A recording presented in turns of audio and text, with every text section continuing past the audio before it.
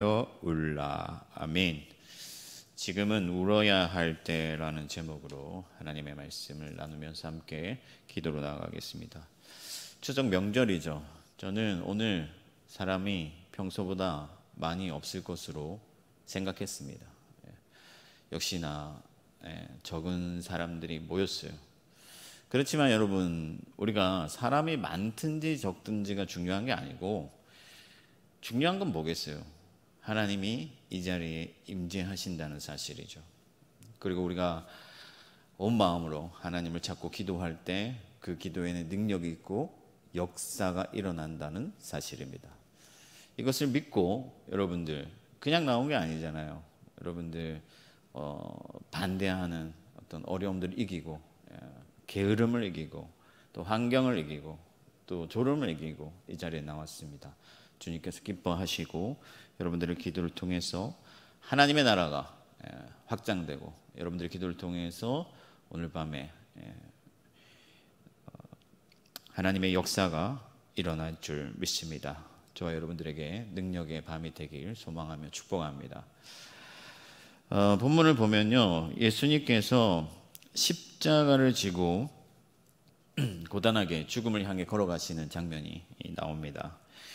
예수를 사랑하는 이 소수의 남은 자들이 애통하죠. 가슴을 치고 아파하고 있습니다. 너무나 당연한 거죠.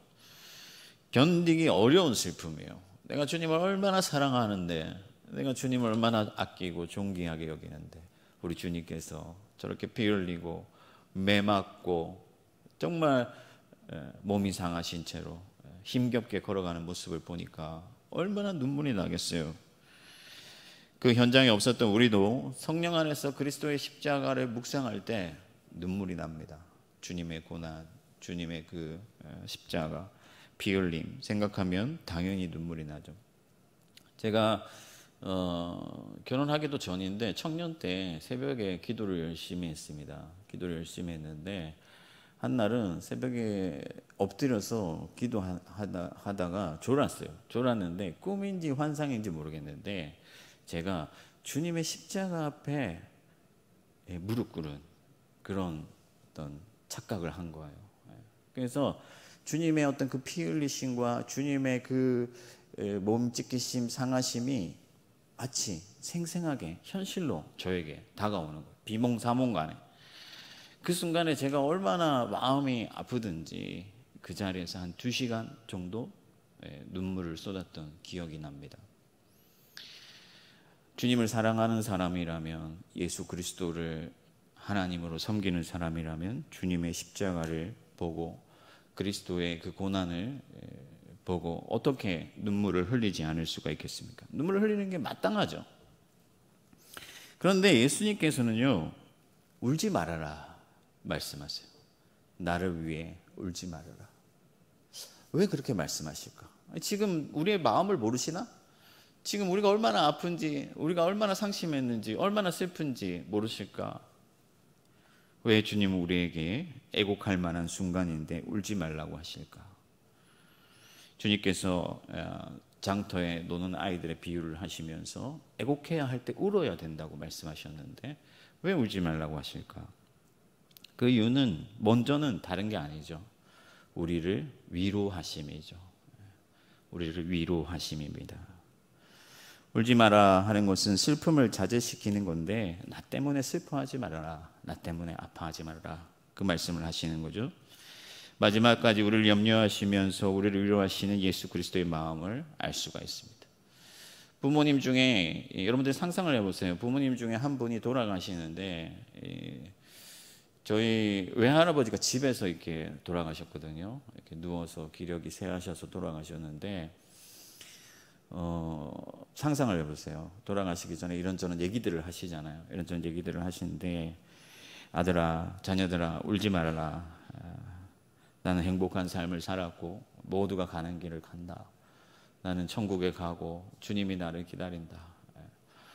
그렇게 말씀을 하시잖아요. 저희 외할아버지도 그런 말씀하셨다고 하더라고요. 저는 현장에 없었지만 외할머니가 여보, 너무 슬퍼하지 말아요. 주님이 저기서 나를 기다리고 있어요. 그렇게 말씀하셨다고 하시더라고요. 위로함이죠. 힘을 내라는 거죠. 슬퍼할 일이 아니다 하는 거죠. 물론 장례식장에서 어떤 분들이 가끔씩 이렇게 상을 당한 이렇게 슬픔에 잠긴 유가족들에게 왜 울고 그러세요? 주님 뭐 천국에 갔는데 뭐 이렇게 말씀하시는 분이 있어요. 사실 보통 믿음이 아니면 그런 말 하면 어떨 땐 신뢰가 될 수 있습니다. 우리가 육신의 슬픔은 어쩌면 또 당연한 거죠. 그래서 또 눈물을 흘려야 될 때는 울어야 돼요. 충분히 울어야 그 여한이 없습니다. 그러나 예수님께서 우리를 향해서 울지 말라고 하신 말씀은 진정한 위로죠. 우리에게 충분히 위로가 되고 능력이 됩니다. 왜 그렇습니까? 그리스도의 고난은 세상을 위한 고난이고, 그리스도의 고난은 우리를 구원하는 고난이고, 그리스도의 그 고통으로 인하여서 우리가 속죄함을 입었고, 그리스도의 그 십자가 때문에 만민이 하나님의 나라의 자녀가 되었기 때문입니다. 주님의 십자가는 끝이 아니었습니다. 주님께서는 승리하시고 부활하셨죠. 그래서 주님의 십자가가 우리에게 위로가 되는 것입니다. 십자가를 생각하면요, 눈물도 나지만은 그 십자가 때문에 내 모든 죄가 씻음 받았고, 내가 그리스도의 피로 거룩하게 되었고 의롭게 되었고 하나님의 친백성이 되었기 때문에 우리는 위로를 받을 수 있고 오히려 기뻐할 수가 있는 것입니다. 십자가는 끝이 아니요 사망이 아닙니다. 십자가는 우리의 구원이요 생명이요 능력입니다. 그러므로 여러분, 그리스도 예수께서 하신 말씀을 기억하십시오. 나 때문에 울지 말아라.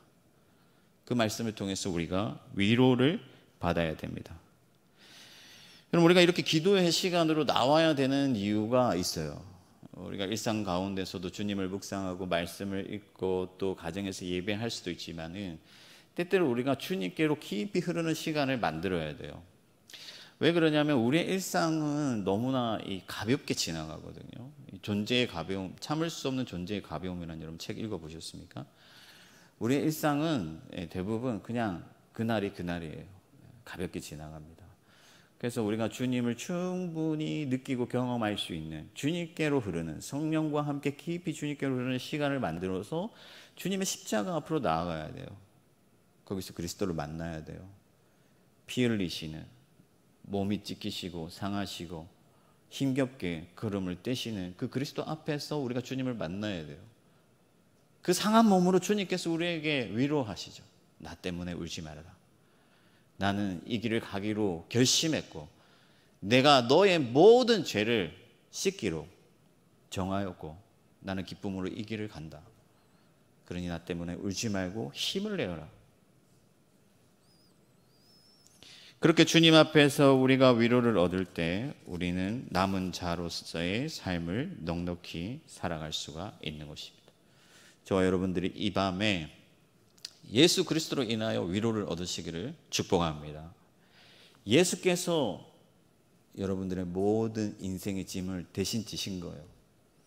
예수께서 여러분들이 당해야 할 그 진노를 친히 당하시고 그 모든 하나님의 심판을 대신하시고 그래서 여러분들을 참 자유하게 하시고 하나님의 친백성, 하나님의 기쁨의 자녀, 의인으로 삼으셔서 거룩한 자로 삼으셔서 하나님을 예배하게 하셨는 줄 믿습니다. 주님 앞에 위로를 얻으시고 넉넉히 남은 자의 삶을 살아가는 여러분들이 되기를 바랍니다. 우리가 십자가 앞에서 이렇게 위로도 받아야 되지만은 간절한 주님의 호소와 부탁도 들어야 돼요. 주님께서 울지 말아라 하시고 다음에 뭐라고 말씀하시냐면 나를 위해서 울지 말고 너희와 너희 자녀를 위해서 울어라 말씀하세요. 그래서 오늘 설교의 제목이 지금은 울어야 할 때이다 라는 말씀입니다. 여러분, 주님께서 분명히 울지 말라는 말씀에서 그치지 않으셨습니다. 울어야 한다고 했습니다. 그러니까 그 방향을 돌리시는 거죠. 나를 위해서 울지 말고 너희와 너희 자녀를 위해서 울어야. 울어야 된다라고 말씀하시면서 우리가 진정으로 애통해야 할 이유가 따로 있다고 얘기를 해주시는 거죠. 통곡해야 할 원인이 다른 데 있다는 겁니다. 사실상 지금 위기를 당한 사람, 그리고 슬퍼해야 될 그 사람은 누구냐? 바로 예수 그리스도 당신이 아니고 우리 자신들이라는 사실을 알려주시는 것입니다. 왜 그렇습니까? 예수 그리스도께서 십자가를 지시고 부활하시고 승천하심으로써 이제 종말의 때가 시작되기 때문에 그런 것이죠. 여러분, 그리스도의 죽으심은 끝이 아니라 시작인데 하나님의 나라의 완전한 도래를 위해서 종말의 때를 시작하시는 것입니다. 예수님께서 죽으심으로 인하여서 최종 종말의 때가 우리 앞에 성큼 다가온 거죠. 하나님께서 만인을 하나님의 보좌에서 심판하실 그 날이 우리에게 성큼 다가왔습니다. 그래서 구약의 선지자들이 이 선언하고 예언한 그 마지막 때가 시작된 것이죠. 그때는 어떤 일들이 있습니까? 우선은 예수님께서도 말씀하셨고 바울 사도도 말씀하셨고 여러 사도들이 자기 서신에서 남긴 것 같이 종말의 때가 되면 교회가 검증받는 시대가 도래하게 돼요. 교회의 환난과 고난이 다가옵니다. 여러 시험을 지나야 돼요. 성경에서 분명히 말씀하고 있습니다. 예수 그리스도께서 공생애를 시작하시기 전에 40일 광야에서 그가 메시아이신 것을 검증받으신 것 같이 교회도 마지막 때가 되면은, 종말의 때가 되면은 하나님 앞에서 정금이라는 것을 인정받기 위한 검증을 받는 기간이 도래하는 거예요. 그래서 교회는 때때로 박해를 받습니다. 핍박을 받습니다. 여러 환난과 시험이 다가옵니다. 그러나 사도 바울이 환난과 죽음이 기다리고 있다는 예루살렘을 향해 묵묵히 나아갔던 것처럼 우리도 인내하면서 최후의 승리의 그날까지 이 기간을 묵묵히 견디고 이기고 주님께서 다시 오실 때 주님의 영접을 받아야 되는 것이죠. 물론 예수님의 이 말씀을 다르게 해석하는 견해도 있어요. 십자가에 주님을 못 박았잖아요, 예루살렘 사람들이. 그래서 예루살렘이 하나님의 진노의 대상이 되었고 그 예루살렘이 실제로 얼마 지나지 않아서 예수님께서 말씀하신 대로 심판을 당합니다. 로마의 디도 장군이 예루살렘으로 진격을 해가지고 예루살렘에 있는 유대인들을 굉장히 핍박하죠. 그러니까 거의 다 죽였다고 보시면 돼요. 그래서 심지어 아이를 베고 있는 여인의 배를 갈라서 아이를 꺼내서 죽였다는 기록이 있으니까 그들에게 닥친 재앙이 얼마나 컸겠어요. 심각했겠습니까? 그래서 주님께서 지금 그때를 말씀하고 계신다, 그렇게 해석하는 사람들도 있습니다. 그래서 태중에 아이를 베지 않은 여인이 차라리 낫다, 그리고 그 산이 나를 덮쳤으면 좋겠다 할 날이 온다고 말씀하시는 그 말씀 때문에 그렇게 해석하는 사람들도 있어요.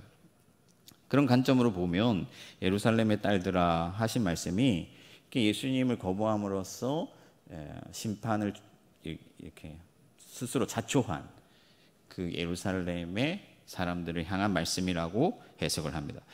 그러나 우리가 지금 예수님께서 누구를 향해서 말씀하시는가 생각해 보면요, 예수님의 죽음으로 인해서 슬피 우는 여인들을 향해서 지금 예수님이 말씀하시는 것이거든요.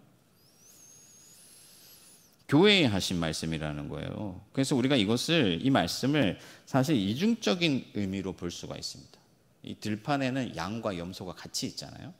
그러니까 이 주님의 말씀을 꼭 세상을 향한 어떤 재앙의 말씀이라고만 보지 않고 또 교회를 향한 말씀으로만 보지 않고 이것을 이중적으로 해석을 하는 거죠. 하나님의 종말의 때가 시작됐습니다. 예수 그리스도의 십자가의 죽음을 통해서 이제 마지막 때가 도래한 것이죠. 이 마지막 때가 도래했기 때문에 세상을 향한 하나님의 진노도 점점 더 심각해지고 세상을 향한 사단의 어떤 그 몸부림도 점점 거세집니다. 그리고 동시에 교회는 검증의 때를 지나고 이 사단의 공격, 교회를 향한 공격도 거세지는 것이죠. 그래서 예수님께서요 뭐라고 말씀하셨냐면은, 우리가 읽지는 않았지만 푸른 나무도 그와 같이 했거늘 마른 나무는 오죽하겠느냐, 그런 말씀을 하세요.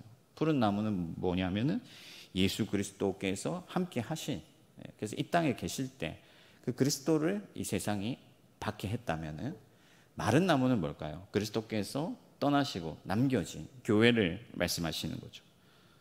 그래서 그 교회는 얼마나 더 심각하게 박해를 받겠는가. 또 다르게 해석하는 칼빈 같은 사람은 다르게 해석을 하더라고요. 푸른 나무는 이제 교회, 마른 나무는 세상. 그러니까 교회도 박해를 받지만 세상은 더 심각하게 박해를 받는다, 그렇게 해석을 했습니다. 어떻든 저렇게 해석하든 이렇게 해석하든 요점은 뭐냐면은 고난의 때가 도래했다라는 거예요. 교회로서는 검증을 받아야 할 어떤 고난의 때가 도래했고, 세상은 이제 임박한 하나님의 진노 앞에, 심판 앞에 놓여 있다는 겁니다. 그래서 재앙이 끝나지 않고 계속되고 있죠. 그러므로 우리가 이 말씀을 읽을 때 너와 너희 자녀를 위하여 울라 하신 그 예수의 말씀을 들을 때 가장 먼저는 지금 우리가 처해 있는 상황을 직시해야 된다는 거예요. 지금 우리가 어떠한 시대를 살아가고 있는가, 어떠한 때에 놓여 있는가 하는 것을 알아야 된다는 것이죠. 그래서 성경은 깨어 있으라라는 주문을 계속하고 있습니다. 경각심을 가져야 된다는 거죠. 우리가 눈치 없는 사람들에게 이런 말을 하지 않습니까? 지금 상황 파악이 안 됩니까? 지금 상황 파악이 안 돼요? 회사에서 지금 사장님이 화가 났는데 막 부하 직원이 막 룰루랄라 막 여유 부리고 있다. 회사는 지금 큰일이 났는데, 그러면 위에 부장이 지금 상황 파악이 안 돼요? 이렇게 얘기하잖아요. 근데 교회에 수많은 그리스도인들 가운데 상황 파악이 안 되는 그리스도인들이 너무 많다는 거예요. 지금은 마지막 때요, 종말의 때요, 고난의 때요, 검증의 때요, 하나님의 진노가 임박한 때인데 전혀 상황 파악을 하지 못하고 대비하지도 아니하고 준비하지도 아니하고 견디지도 아니하고 하나님을 갈망하지도 아니하고 그렇게 무감각하게 살아가는 그리스도인들이 많다는 것입니다. 여러분, 파키스탄에 대홍수가 일어났잖아요. 제 친구가 지금 파키스탄 선교사거든요. 그래서 한국에 잠깐 들어왔다가 8월 말에 다시 들어갔는데 국토의 3분의 1이 물에 잠겼습니다. 그러니까 부산, 경남은 다 물에 잠겼다고 보시면 돼요. 그래서 이재민이 1천만 명, 1천만 명이 집을 잃었어요. 죽은 사람도 허다합니다.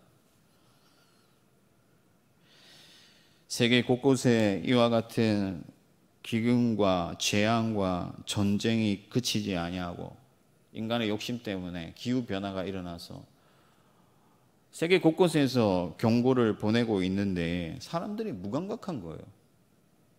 하나님의 마지막 심판이 다가오고 있고 하나님의 임박한 진노가 우리 앞에 놓여 있는데 진노의 칼이 우리 눈앞에 도달했음에도 불구하고 나만 배부르면 괜찮다 하면서 무감각한 거예요.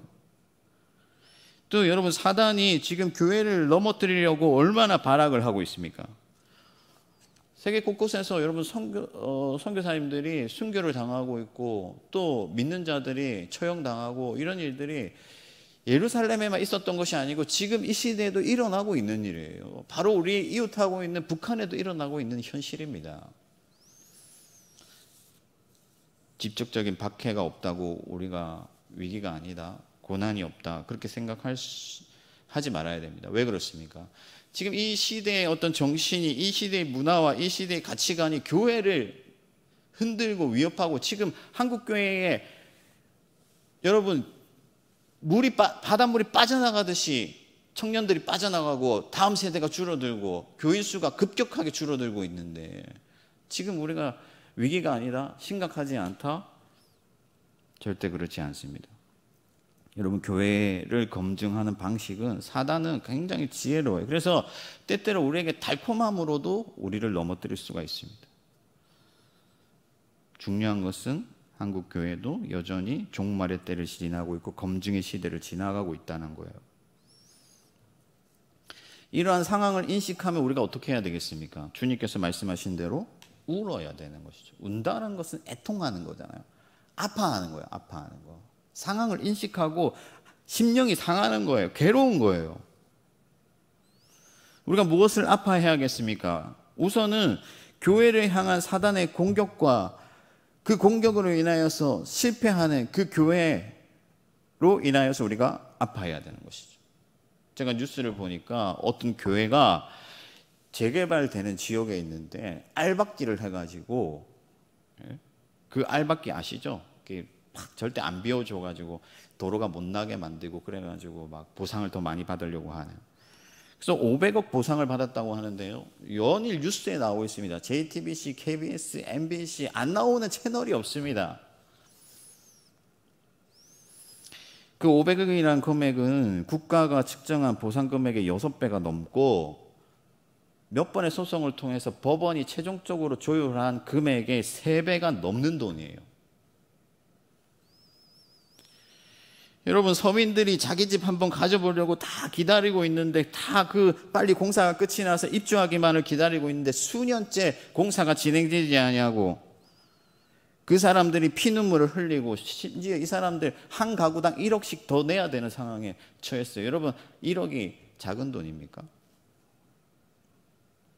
그리고 국가적으로 굉장히 나쁜 선례를 남겼다고 하더라고요. 학습 효과가 생긴 거죠. 이제 누구든지 알박기 하면은 더 많은 보상을 받을 수 있다라고 생각하게 된 것이고, 그래서 이제 재건축이 위축되고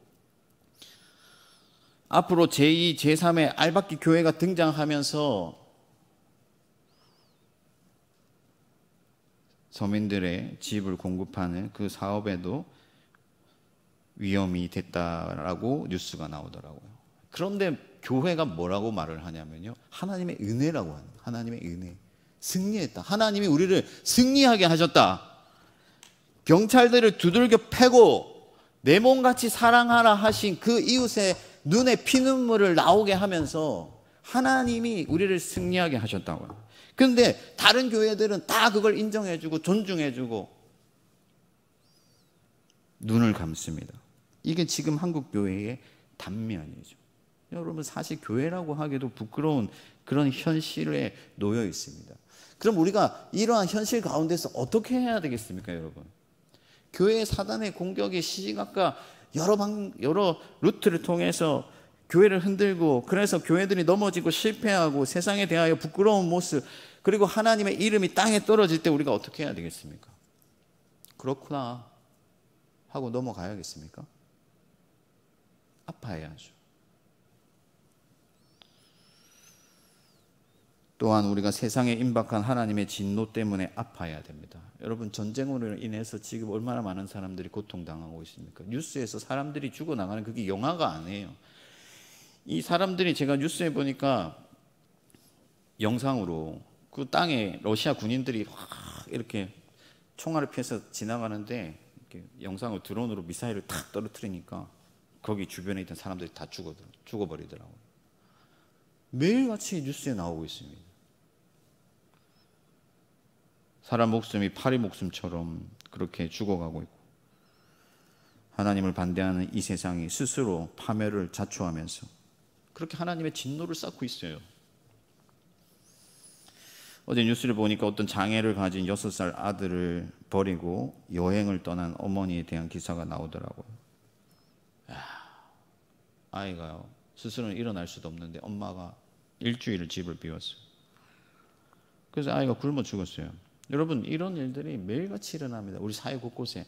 이게 누가 하는 짓이겠습니까? 사단이 하는 짓이고, 이렇게 악을 쌓다가 하나님의 최후 심판이 임할 때 그들은 스스로 임신하지 않은 여인이 복되다 하고 산이 무너져 나를 덮었으면 좋겠구나 싶은 그러한 영원한 멸망에 빠지게 될 거예요.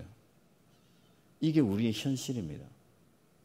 그런데도 우리가 언제까지 여유를 부리겠습니까? 언제까지 교회 다니고 헌금하고 예배하고 새벽기도 했으니까 나는 괜찮다 하겠습니까? 이 마지막 때, 이 종말의 때에 함께 아파하고 상한 심령으로 하나님 앞에 예배해야 될 줄 믿습니다. 여러분, 아파한다면 그 아픔으로 인해서 다음으로 넘어가야 돼요. 그게 뭐냐면 하나님께 호소하는 거죠. 울라, 예수님께서 너와 너희 자녀를 위해서 울어라 하신 말씀이 어떤 의미냐면은 이제 끝났으니까, 이제 망했으니까 그냥 슬퍼해라, 이런 말씀이 아니라 그 상황을 극복하고자 하는 그 염원을 담아서 하나님께 호소하라는 말씀이에요. 하나님이 우리의 눈물을 아신다고 말씀했습니다. 열왕기하 20장 5절을 보면요, 히스기야가 병들어 죽어갈 때에 하나님 앞에 애통하면서 눈물을 흘리고 기도하잖아요. 그래서 주님께서 선지자를 보내어서 내가 너의 눈물을 기억한다, 내가 너의 눈물을 안다라고 말씀하셨어요. 시편 56편 8절을 보면요, 시편 기자가 뭐라고 말을 하냐면 주님 여호와여, 나의 눈물을 여호와의 가죽 부대에 담아 주십시오 하고 호소합니다. 그러니까 내가 흘린 눈물을 주님께서 그냥 땅에 떨어뜨리지 마시고 그 가죽 부대에 담으셔서 그것을 아시고 나를 돌아봐 달라 하는 그 시편 기자의 마음이죠. 여러분, 주님께서 우리를 향해서 울라 하신 말씀은 뭐냐면은 하나님을 찾으라는 거예요. 이 종말의 때에, 이 아픔의 때에, 이 마지막 때에, 하나님의 영원한 심판이 도래하기 직전인 이 시대에 나와 나의 교회와 나의 자녀들을 위하여서 하나님 앞에 간절히 호소하라는 거예요.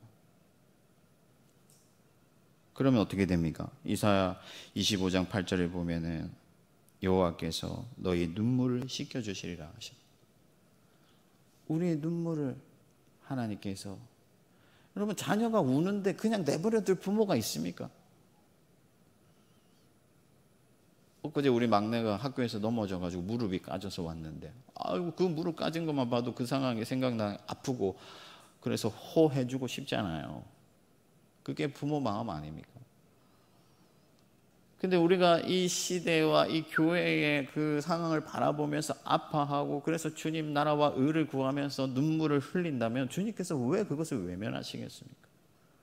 그 눈물로 인하여서 우리 하나님께서 교회를 고치시고 세상을 고치시고 우리를 위로하시고 우리를 온전케 하시고 하나님의 나라를 이 땅 가운데 일으켜 주실 줄 믿습니다. 말씀을 정리하겠습니다. 여러분, 지금은 울어야 할 때입니다. 하나님의 최후 심판이 한 걸음 우리 가운데 다가왔고 시시각각 다가오고 있고, 세상은 자기의 악으로 인하여서 심판을 당할 거예요. 교회는 최후 검증의 시간을 지나가고 있어요. 주님께서 두들겨 단련해 보실 것이고 주님께서 불로써 태워 확인해 보실 거예요. 정말 생명을 가진 교회인가? 그래서 여러분, 교회가 시시각각 사단의 공격을 받고 위기에 놓이고 때때로 실패해서 하나님의 이름이 땅에 떨어지는 일도 있지만은 교회는 마침내 승리할 것입니다. 왜 그렇습니까? 눈물로 애통하는 자들이 있기 때문에. 오늘 이 밤에 저와 여러분들이 소수의 사람들이지만은 그래도 주님께서 기도의 등불을 꺼트리지 아니하시기 위하여 이 자리에 우리를 남겨놓으시고 너와 너희 자녀를 위하여 울어라, 지금은 울어야 할 때다 말씀하실 때 함께 애통함으로 인하여 하나님께서 이 땅을 고치시고 또 우리의 교회를 회복하시고 또 한국교회를 불쌍히 여겨주실 줄 믿습니다. 우리 함께 찬양 한 곡하고 애통의 기도를 드리며 나아갔으면 좋겠습니다.